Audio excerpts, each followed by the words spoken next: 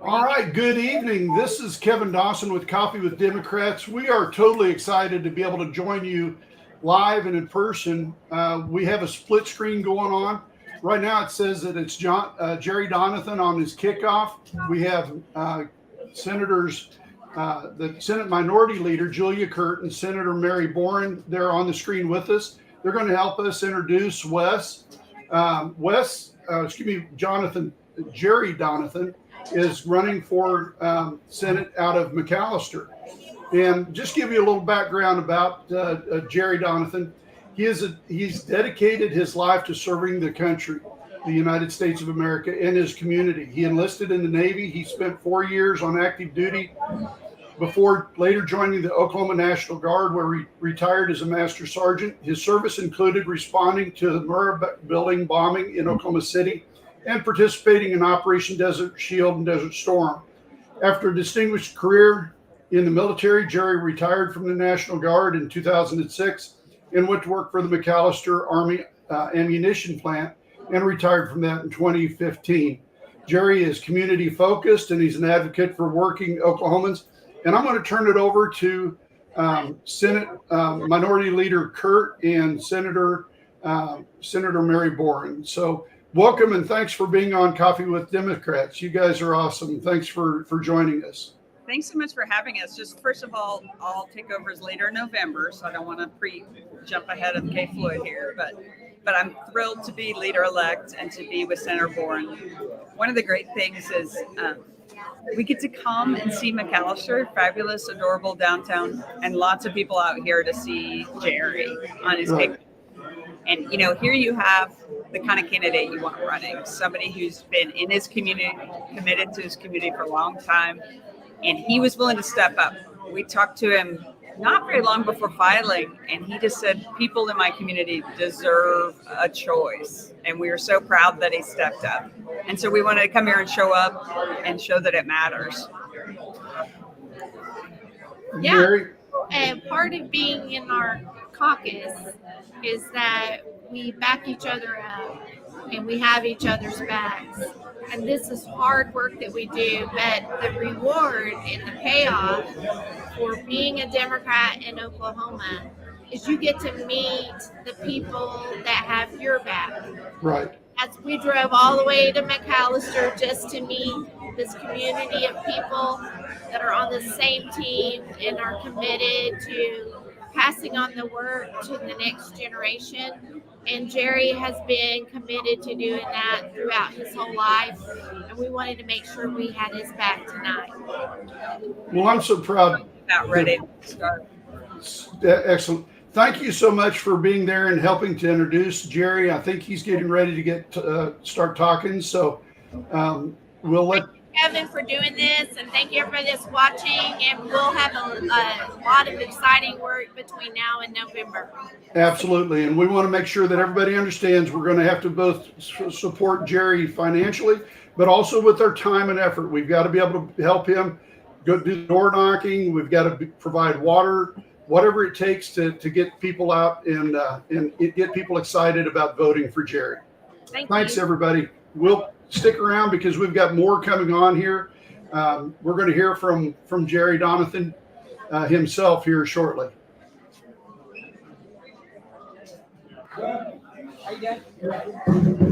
Are we going to get to see something to me and Julia? Mm-hmm. Okay. There it is.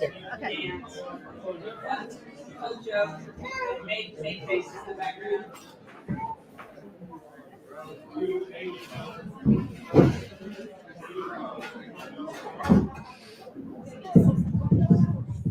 Hey, how's everybody doing tonight? Good, thank you. Thank you, everybody, for coming out tonight. I'm Wes Garner, I'm the campaign manager, and we're getting this campaign kicked off. I appreciate everybody's support already up to this moment. It's been a really great experience. Throughout this campaign, we're going to be talking about a lot of different things. We're going to be talking about how we've got to stop sending money into private schools in Oklahoma City and Tulsa. We're going to be talking about how we need to fix the infrastructure in this part of the state. And we're going to be talking about rural health care. And we're going to be talking about having good schools and good opportunity, good jobs with livable wages. Tonight we have a great a great honor to have a few people in the room with us. We got Senator Kurt and Senator Boren from Oklahoma City and Norman. You're going to be hearing from them in a moment. And we've also have former Senator Richard LeBlanc in the room. We're very excited to have your support, and Mayor John Brown is here somewhere. Oh, well, he is here too, so awesome. But right now, we're going to have Senator LeBlanc come up, and he's going to talk a little bit about Jared and introduce Jared to you guys.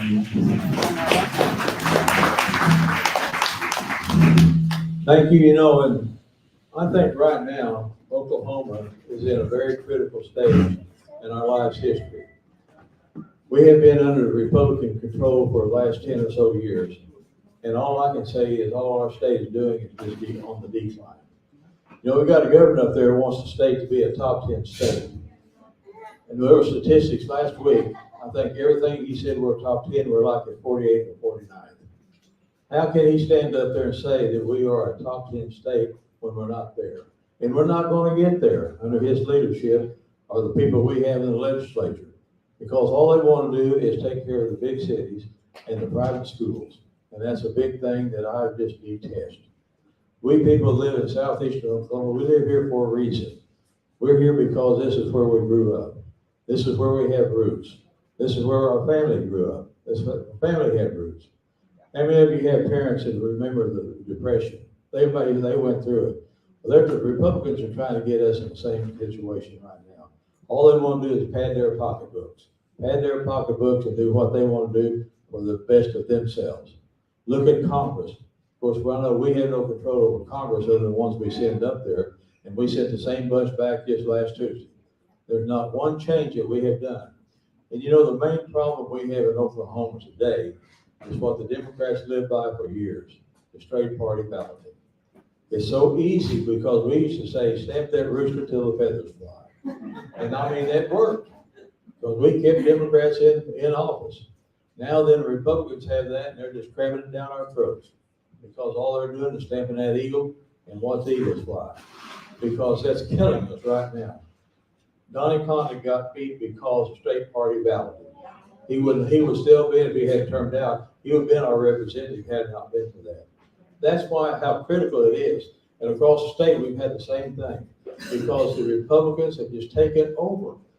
Tuesday night, we did the election results on the radio. And I think in the numbers I had, there were 27,000 registered voters in the state of Oklahoma. And I think over half of them were Republicans and independents. That's the problem we have. Everybody just joining the bandwagon to be a Republican. Look at every county office in this Pittsburgh County right now are Republicans.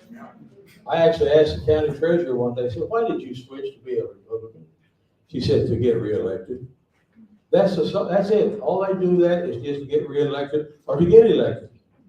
And it's just a terrible shame. And even this year we had, I think of the county races we had in Pittsburgh County, we had one Democrat and there was the incumbent who is appointed county assessor, and she had an opponent, but then he didn't withdraw for the damn election.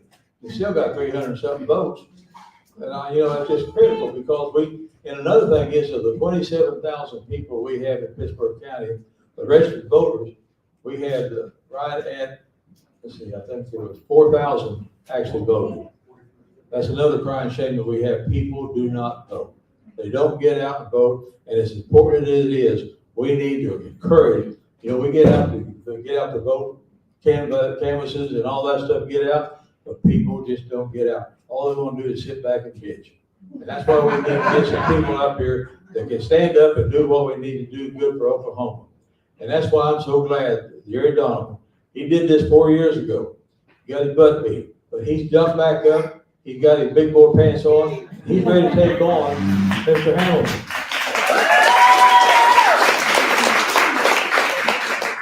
And one thing I want you to do, and we're going to be getting the numbers out.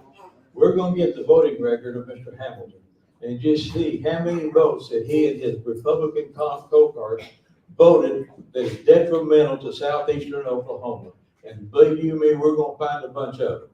Because all he does is follow what the leader says, and the leader has said, well, we're going to do this, we're going to do that, and the hell with the rest of them.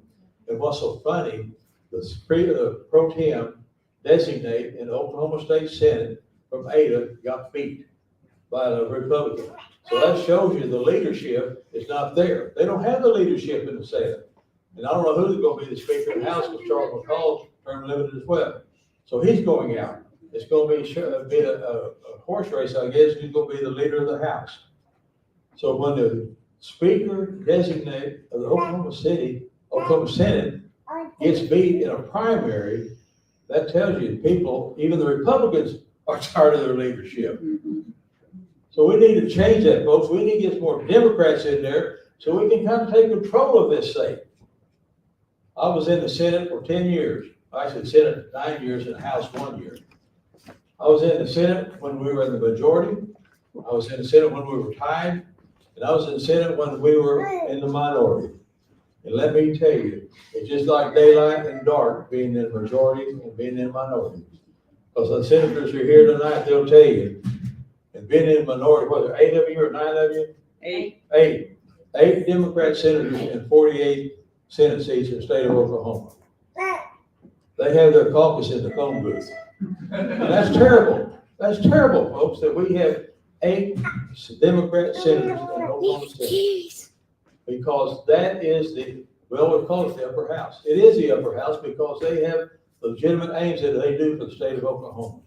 And these ladies here are here with you, and they'll tell you that they might get a consideration to get a bill heard in committee, but getting it passed out of committee is it's bad, right? They'll tell you their own stories about that. Even when I was in the Senate, we were the minority. Actually, the year that we were tied, it was funny, I was the chairman of the Judiciary Committee. Actually, I was the co-chairman of the Judiciary Committee. Senator Williamson from Tulsa was the Republican co-chair, and I was the Democrat co-chair because we were tied 50-50. He had bills that he wanted to vote. I vetoed them, said, no, we're going to hear that. Well, I had bills that I wanted to hear, but he vetoed that because he didn't want to hear my bills. So really, we didn't get anything done. So that's just the way it is when you're tied, so nobody wins. But I'll tell you what, folks, this is critical. We need to get our friends out. We need to get people out to vote. If we want Oklahoma to prosper, to really be a top 10 state, we need to get rid of Republicans in leadership. We need to put Democrats back in there that work for the people. Work for the people. That's what we're concerned with. And you know what? We don't get there on looks. We don't get there on voices. We get there on money. And that's what's so important, that we contribute tonight and on through the campaign, because we can't do this on our good looks or credit card, whatever. We're going to have to pony up, because Republicans, you know, they really pony up big time. They got money galore. They got a lot of money. But us Democrats, you know, we're hardworking people. We're the working backbone of the state of Oklahoma. We need to step up and give him some money. So, Jerry Donovan, we're here to support you. We're going to do what we can do to get you elected this year, because I know it's a battle. It's an uphill battle, but we'll get out and work, get the contributions in, and get out and spread the word. But let's turn this state around. This event will help us do that. Jerry Donovan.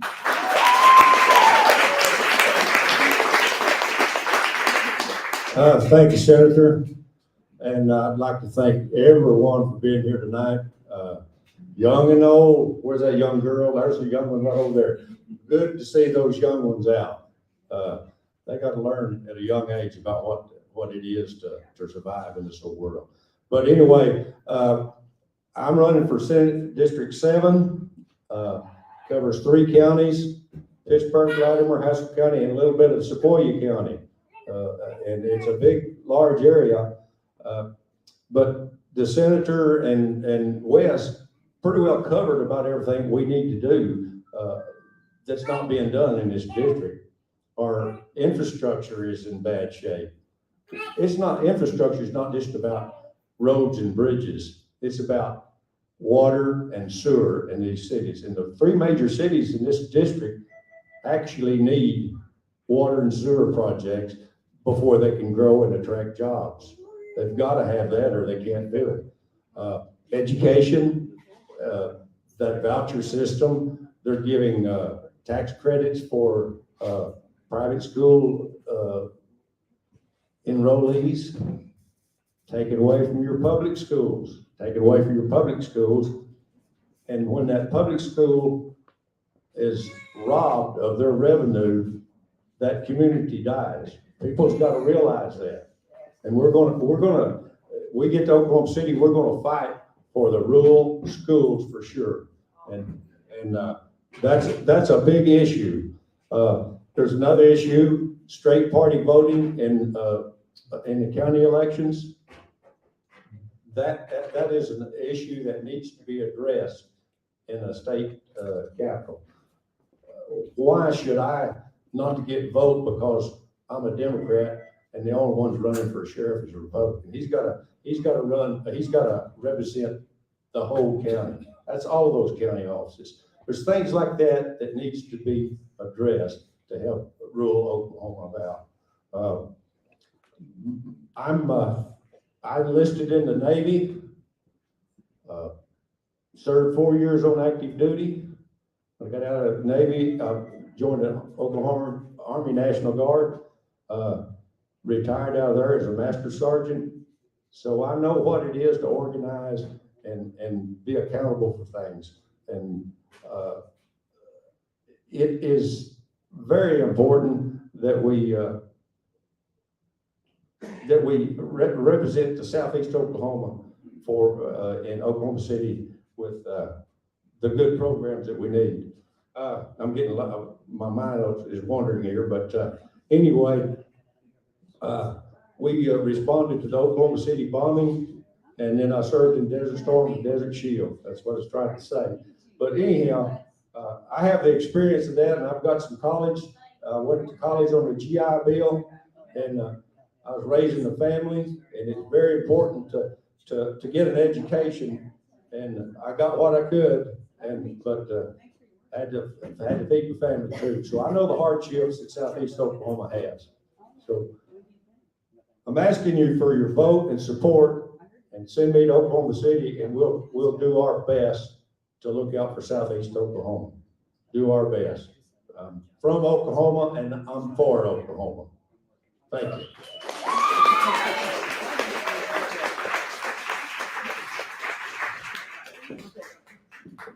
I also, yeah, I'd also like to personally congratulate these two young ladies for coming down and supporting us.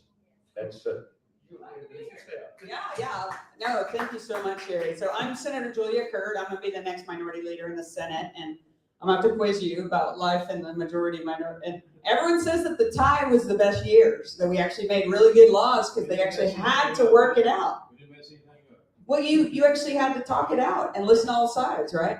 So, I mean, what we're hearing, and I think you talking about the loss, the pro tem designate lost in Ada and Atoka, people didn't vote because they don't feel heard at our state capitol. They know that politics is broken. And I think that's what we saw in people ousting incumbents. We had 3 or 4 incumbents lose on Tuesday. And I think that shows when people don't feel heard, they're going to vote out the people that are there. And what I hear from people again and again is they want us solving real problems instead of following all these rabbit trails of political games, but instead deal with the real things like you talked about, like water, like really addressing water in our healthcare systems. And I think we know that people are tired of that, and they're tired of politics as it's been. So I want to introduce, I was really thrilled when I told Jerry I'd come visit. I wanted to invite my good friend, Senator Mary Boren. She's from Tipton, Oklahoma, in the other corner of the state, and has done such a good job, even though right now Democrats only represent urban areas, really. But how do we make sure we keep the roots of representing all people? And I'll tell you that we fight for rural folks. We fight for rural land and water. We fight to try to make sure that corporate greed isn't overtaking local communities. And those are the kinds of things that I think are really important for the minority party to stand up for and have that voice, because I'll tell you, there's a lot of money going to special interests, and there's a lot of priorities for big business, and we do need job creators, but we also need workers, and we need local people to have decisions about their land and their water. So those are the kinds of things that I think we have to stand up for. But I was really pleased Senator Boren was able to come, so I want to give her a chance to say hello. Thank you, everyone, for being here. Let's give a plaque out for our party chair right there in the back that helped make all of this possible. Everybody in the That is hard work to keep a group that is so dispersed. Democrats down in McCurtain County and down here in Pittsburgh County, is a rare deal, right? I mean, you guys are fighting a tough battle. And the reason why I think it matters so much for you all to come together like this, and I really encourage you to meet regularly, is because that is one of the most resilient things you can do when you're the underdog, when you're the one that's under the thumb and being controlled by Republicans and your rights are being taken away. We know in history, those that come together and find fellowship with each other makes you have the courage to keep fighting and keep carrying on. In March, my mother passed away, and I know that a lot of you have been there with a parent as they passed away, and to hear those final words from somebody is just a blessing from God to be able to hear what they have to say. And my mama said, well, just keep carrying on and keep hanging in there. That's what she said. She said, hang in there and pass it on. And that's where we are as a Democratic Party in Oklahoma. We're in that, hang in there and pass it on. And Jerry, that's what you're doing. You're helping us hang in there and pass it on. And we can't do that unless we know who all is with us. And one of the biggest advantages in the automatic wins by you getting to run and by me running and by Julia running is we get to see and meet the people that have our back, that are hanging in there with us. And if I hadn't run, if I would have stayed in my little happy life in Norman with my little happy kids and my little happy minivan and sending my kids off to little smarty pants school, if I would have just kept on doing that, I would have just been yelling at the TV and thinking about my next vacation plan and how I'm going to just have to, just close my eyes and plug my ears about all the craziness that was going on. But because I ran, I got to meet Jerry. Because I ran, I got to meet all of you at this table, and this table, and this table, and the little kids with the stars on her head. I wouldn't have got to meet y'all. I wouldn't have got to get to connect back again with Wes. I wouldn't have got to meet the two librarians that are fighting against some really hard things in our state. So by us getting in there together, what the benefit, the automatic win that we get is we get to meet each other and we get to see who's in the fight with us and we get to pass it on to the next generation. Because Jerry is running, we get to train young people on how to run a race in rural parts of the United States and then rural Oklahoma. Now, you don't get to teach people that unless somebody is running, right? If we would have just said, okay, that's just a Republican seat, y'all take it, we don't get to train the next generation. So that's what he is doing for our state, is to train the next generation and to get the data. The other thing that we don't happen, that it's a loss, but we get a win, is that because he is running, we get to keep the data, the voter data, on our little fancy machines that we have, our little iPads and everything. We have all the voters. We can tell who showed up for vote. We can tell who's registered to vote. Well, if you don't have somebody running, that soil gets really hard and it's not tilled and the data gets old and stale and it doesn't count for anything. But because he ran last time and because he ran this time, we can compare data on presidential races, statewide races, congressional races, and that helps the next gal or guy that wants to come on down the road. So you all are backing a winner. There is so much winning that we get to do just by running, and I'm very, very grateful for you all doing that. I want you all to know that you have the power to encourage and influence people to register to vote. So you always keep it, and now you can do it online. So figure out how to get it ready, print off something, and we'll have information that we can pass out through your campaign. But find out if somebody's not registered to vote. And if you think that they're acting like they have their own brain and they don't like to be controlled by an authoritarian abuser of power, then you encourage them to to vote or register to vote. But if they're one of the bullies and they think the bullies are great, then you just say, well, I really enjoyed looking at the sky with you today. You don't have to pass out a voter registration form to that person. But y'all, we really do need, and you all can help regardless of party. And this is what Julie and I care passionately about. We want to empower Oklahomans to hold government accountable, and so that they quit getting ripped off by government. And you all get to help do that. So if you have a constituent issue and you don't know who to call at the Capitol, you can call us and we'll do our best to help connect you to who you need. But we need to work together to hold people accountable. And that's very, very important. Now, I know we talked about all the scary things, and this is one thing I really want y'all to understand. My husband's a physician, is a family physician. He went to OU, grew up in Little Axe. His parents were teachers. He lived in a log cabin, little poor kid that stayed in the books and kept his nose clean, and then he turned into a doctor. Well, because of the criminalization of modern medicine in Oklahoma, with IVF, with reproductive care, with hormonal therapies, criminalizing that, telling doctors, if you talk about this, or if you prescribe this, or if you treat this, you will lose your license and you will go to jail, or you will have a $10,000 fine. Doctors have choices to practice medicine and make a lot of money without all of that. And so the scariest thing on all of the scary things that we've talked about, that really the thing that scares me the most is that we will not have healthcare providers in our state providing care for the older people that need it, for the most vulnerable.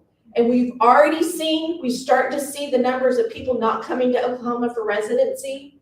If you stop that pipeline up, you probably already, how many of you have had doctors say, I'm not practicing anymore, I've moved? That's happened to you. Well, they'll retire. They're retiring. Nobody's coming in. Young people don't want to come into state if they're going to be thrown in jail for practicing modern medicine.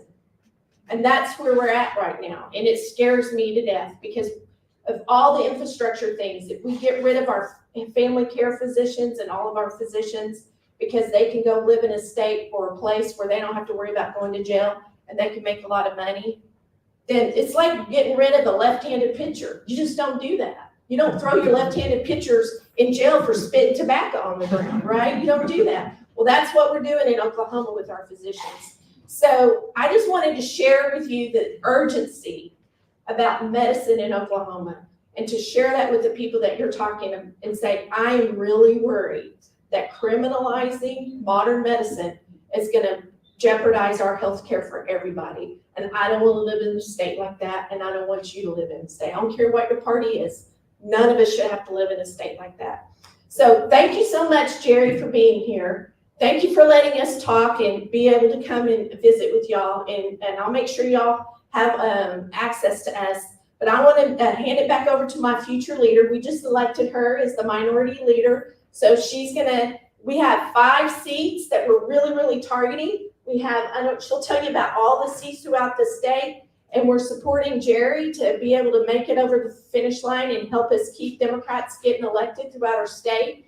And she's the one, she asked me to get in the car with her and come out here. And of course, I've got her back and you've got our back. And so that's why we're here. Julia, here you got it. Thank you.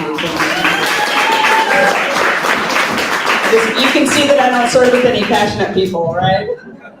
Not at all. But I mean, these are the kind of folks that you have fighting for other voices and fighting across the aisle. I mean, we work across the aisle all the time to try to make lives better across the state. And I think what I want to say about Jerry is he truly believes in democracy. And I frankly think veterans are more aware. I know my father, when he was in Vietnam, is when he became a real voter after that because he saw how policy is impacting our lives. And I respect that so much because when we don't have choices, we feel demoralized, right? If you go to the ballot, you don't like any of your choices, you don't have any options. We start to lose our hope about democracy. And I think what Jerry said was my community deserves to have people running. And so I'm really appreciative of that. And if you can contribute tonight's the night to do it. I encourage you to do it before he asks you, because candidates need to be busy meeting people, and he's trying to do a good job of being present out in all the communities that he would represent. Election years are the time to push our elected officials to do better. It is. So ask those hard questions of people who are running in your community. I can't believe how few people ask me those hard questions, but you can, and you can push them to expect more. And I want to thank Jerry. I want to ask you to support him as best you can all the way through November. Thank you.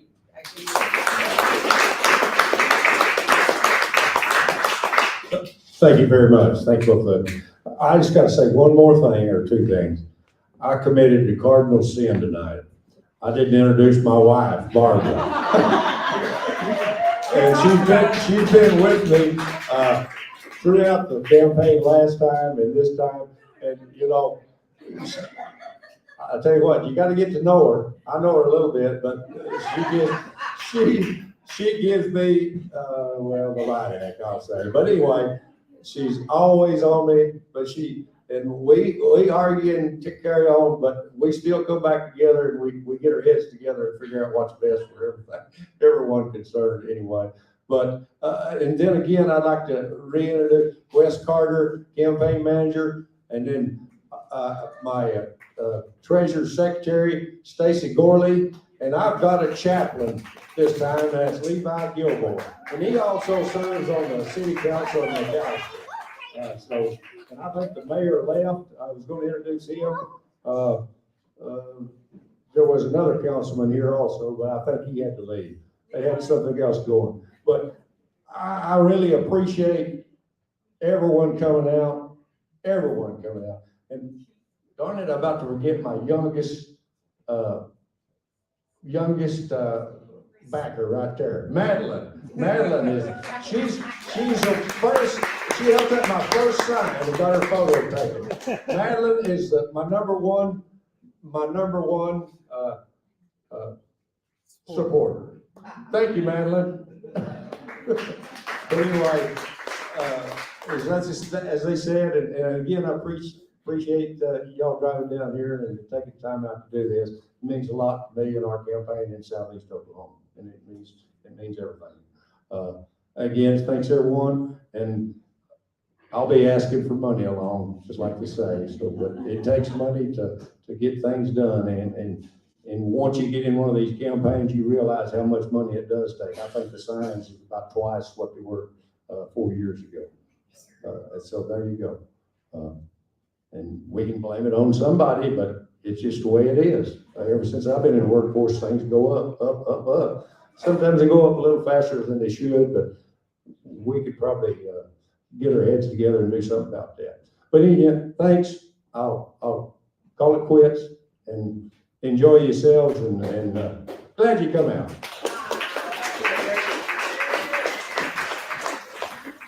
All right, guys, that concludes our speeches. We're going to have Jessica Martin's going to play some music, so y'all hang out. We're going to be here till 8 o'clock, so thank you guys for coming.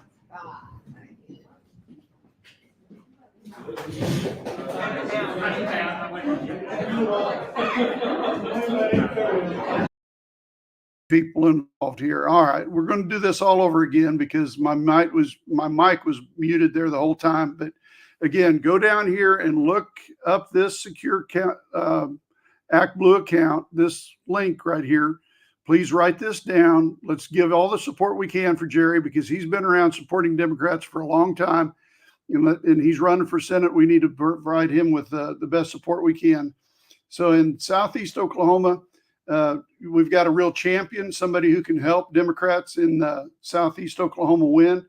And to sum up what Jerry has talked about during his campaign, this campaign isn't about Washington, D.C. or politicians in New York or California. This election is about problems that Oklahomans face in District 7. It's about infrastructure, education, and creating good jobs in Southeast Oklahoma. There you go.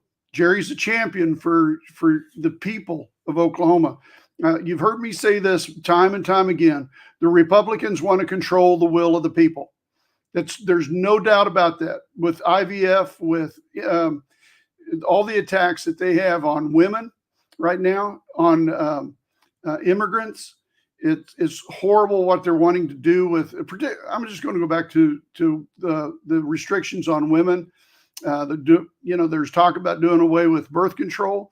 There's talk about doing away with IVF to be able to help people that are needing help in order to have children. They're wanting to eliminate that. And again, that's about controlling the will of the people. And that's what Republicans are good at. Democrats, on the other hand, are good at doing the will of the people. If you want your will done, you need to elect Democrats, and get excited about that, because people like Jerry are going to be the people that will drive that focus for the people. And we all know what the preamble of the Constitution says: "We the people," and that's what it means: is we the people, all of us together, working together and supporting each other. So I need for everybody to remember that. So again, help support Jerry and get excited about his activities. We'll sign out for now. And until the next time on Coffee with Democrats, everyone, please be safe.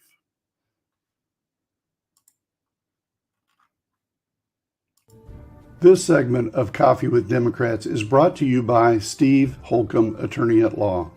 With family ties to Oklahoma in the legal field that goes back as far as the early 1900s, Steve Holcomb is a well-known and respected attorney at law in Pawhuska, Oklahoma. You can trust Steve Holcomb, Attorney at Law, with your legal needs. For generations encompassing over 100 years, the Holcomb family name has practiced law and served the cattlemen of Oklahoma. From Marion Holcomb, Steve's great-grandfather, who became a judge among the lands of the Cheyenne and Arapaho tribes in southwest Oklahoma in the early 1900s, who then moved to Pawhuska to practice law, to his grandfather, Thad Holcomb Sr., and his father, Lee Holcomb, who both served as presidents of the Osage County Cattlemen's Association. The Holcomb name has been and still is the trusted name for Oklahomans. As an enthusiastic supporter of Coffee with Democrats, who promotes the Oklahoma standard of service, honor, and kindness, Steve Holcomb is the attorney we recommend going to when you have general practice legal needs. Call 918-287-8762. That's 918-287-8762 to schedule a consultation. Initial consultations may be provided free of charge, or go to holcomb.legal for more information.